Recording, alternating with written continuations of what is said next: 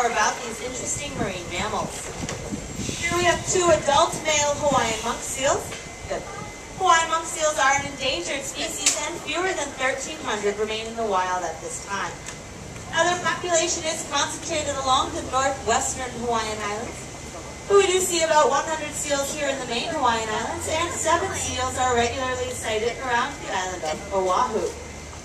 Now because these seals are endangered, they are protected by both state and federal law, and it is therefore illegal to harm or harass them if you happen to see one out in the wild. Hawaiian monk seals are also endemic to the Hawaiian Islands, and that means they are found only in the Hawaiian Islands and no place else in the world. Now, hauled out on land to your right is Maka Onauna. Maka's name means softer, gentle eyes in Hawaiian. He arrived with us in 1984 as a 3-week-old pup. This is pretty unusual. Pups are generally nursed for at least 4 to 6 weeks. Maka was found without his mother and had either been orphaned or abandoned. Due to his small size and young age, he most likely would have not survived out in the wild. He was brought here to the aquarium, bottle-fed and hand-raised, and he is currently about 26 years old, 7.5 feet long, and weighs close to 360 pounds. He is the younger and smaller of our two seals. In the center with me is our other resident male, Nuka Au, and Nuka's name means sleek swimmer in Hawaiian. Nuka arrived with us in 1983 and was estimated to be about 3 years old at the time of his arrival. He is currently about 30 years old, 8 feet long, and weighs close to 380 pounds. He is the older and larger of our two seals. Now, something that you'll see us doing with the animals today is what we call a daily body exam. We actually do these about 3 times daily at each of our feeding sessions, and we can check over the seal's general health. We look for any cuts, scrapes, bite marks, or anything out of the ordinary. And these exams also serve as good practice for our seals. It keeps them used to being handled by humans and having their various body parts examined. The blue and white float on the end of the pole is what we call a target. Now, there is no smell or taste associated to this. It is simply a training tool. The seals have been trained to touch their nose to this target, and they know that in doing so they will receive fish as a reward. We can use this targeting behavior to maneuver them throughout the habitat. They will follow the target anywhere. We can also ask them to lie still for an exam, as you'll see going on today, and we use it when training new behaviors as well. Now, the type of training that we use is called operant conditioning, and that's also known as positive reinforcement. Behaviors that are done well are reinforced both vocally and with fish, and behaviors that are undesired are simply ignored. Now, one other interesting thing about Nuka here in the center, when he arrived with us in 1983, he had a large but fully healed scar extending across his lower abdomen. Because that scar was completely healed, we can only guess where it might have come from. One possible cause could have been an encounter with a shark. Larger sharks in our waters, such as tiger sharks and Galapagos sharks, are the Hawaiian monk seal's main predators. Another and more likely cause for his scar, though, could have been entanglement in marine debris. Discarded fishing nets and fishing lines that pose a serious threat to marine mammals, as well as other marine life in our oceans. Along with potentially entangling the animals, they could accidentally swallow that debris, causing them to starve, choke, or even drown. Whatever the cause of Nuka's scar, he did get away, but it's a good reminder to keep debris high and off of our beaches. Out in the wild, the average life expectancy of a Hawaiian monk seal would be anywhere from about 20 to 30 years. We do believe our seals could live longer here, possibly into their mid or even late 30s, as they don't have as many stresses on their life. Among those stresses include diving to deep depths, having to hunt for food, or having to escape predators or disease. Monk seals can dive to depths of over 1,000 feet and can hold their breath for up to 20 minutes during long and deep dives. Out in the wild, their diet would consist primarily of reef fish, octopus, lobster, and eel. And if you watch closely, you'll see they do swallow their food whole. Now, each seal does have about 32 molar-like teeth. They use their teeth, however, for breaking up large prey items or crushing lobster shells, but not for chewing. Good. The crushing power in their jaws is strong and is comparable to that of a large cat, like a lion or a tiger. Monk seals also have well-developed whiskers, and they use their whiskers to feel under rocks or coral heads for different prey items that they might not be able to see as easily. Here at the Waikiki Aquarium, our seals receive a mixed and varied diet.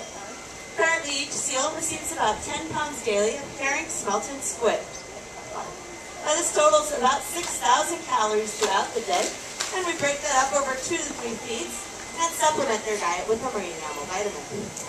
We also weigh the seals twice per month to make sure that they're maintaining a healthy weight.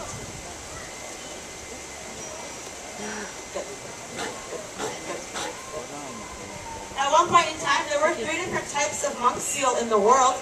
Today, only 2 types remain. There's the Hawaiian monk seal that you see here and the Mediterranean monk seal. I mentioned earlier that Hawaiian monk seals are endangered, numbering fewer than 1,300. Mediterranean monk seals are actually even more endangered, and their population stands at about 500 animals at this time. In 1997, there was a viral outbreak that wiped out half of that Mediterranean monk seal's population.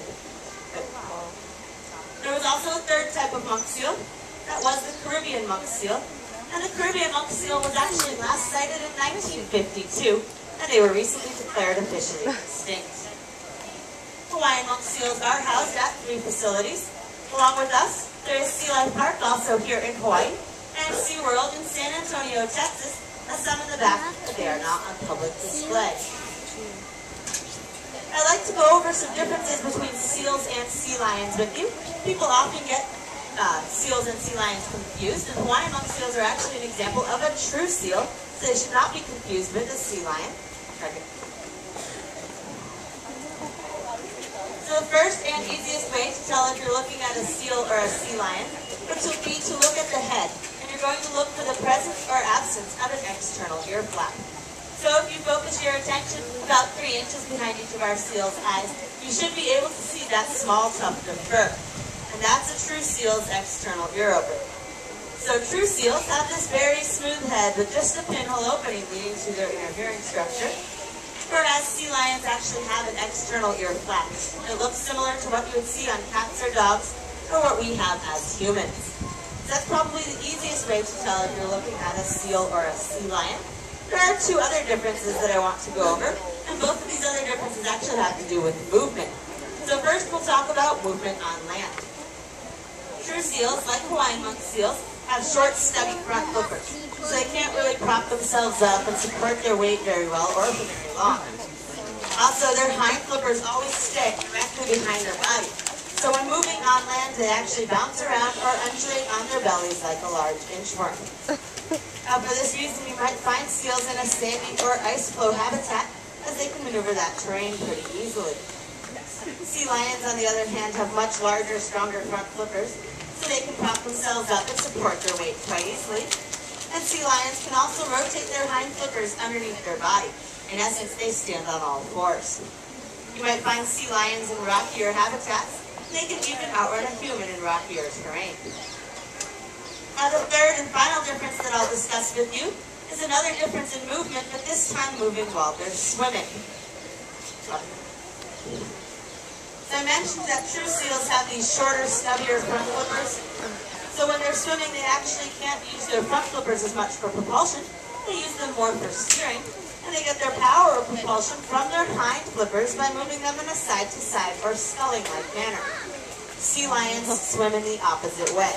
They have those large, strong front flippers. So when a sea lion swims, you'll actually see them using their front flippers for propulsion by moving them in a flying or circular-like manner and steering with their hind flippers. Now this does affect the average swimming speeds of the animals. True seals might be a little bit slower and average around 8 miles per hour, with short bursts reaching about 15 miles per hour. Whereas sea lions with those large, strong front flippers can actually swim a little bit faster and might average about 10 to 12 miles per hour, and short bursts up to 20 miles per hour. So those are just 3 of the differences between seals and sea lions.